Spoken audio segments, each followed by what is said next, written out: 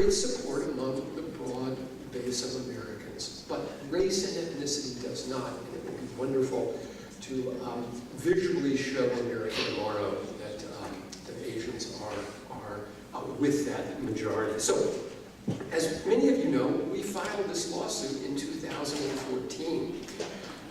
We didn't just file the Harvard lawsuit in 2014. We filed 2 lawsuits in November of 2014, challenging, of course, Harvard and the University of North Carolina at Chapel Hill.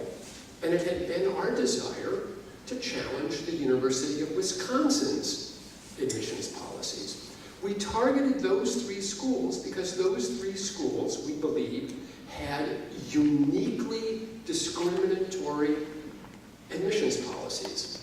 For Harvard, it was the Asian quota and the Asian racial balancing. For the University of North Carolina, we didn't make that argument. We made the argument that UNC doesn't even need to use racial classifications and preferences because race-neutral alternatives would have created the kind of diverse student body it was looking for. And then we never filed the University of Wisconsin, but I'm on record and on our website goes into some detail. The University of Wisconsin didn't use race or doesn't use race as just a small factor in their admissions policies, but a dispositive factor, that is the thumb on the scale for underrepresented minorities at Wisconsin was not just a light thumb on the scale, kind of a tiebreaker, but rather a difference of close to 500 SAT points. So, what did we allege in Harvard? So, I can tell you that during the last 4 years of litigation, and I have some notes here, we have analyzed 6 years of Harvard's admissions data. We took the depositions of about 30 Harvard officials. We reviewed tens of thousands of documents and nearly 40,000 emails. And here is what that evidence has produced, and this is what will come out when it's our turn at the podium during the trial that we expect to last 3 weeks. First, Harvard intentionally discriminates against Asian American applicants. Now, there's an important word in here. Intentionally discriminates against Asian American applicants. Intentionally.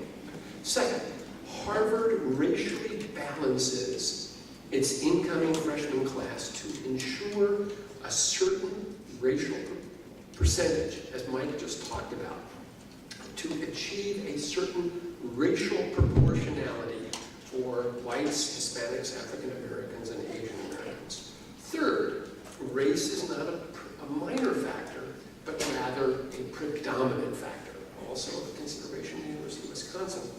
And finally, Harvard never made a good faith effort to achieve the kind of diversity it seeks to achieve using race-neutral alternatives.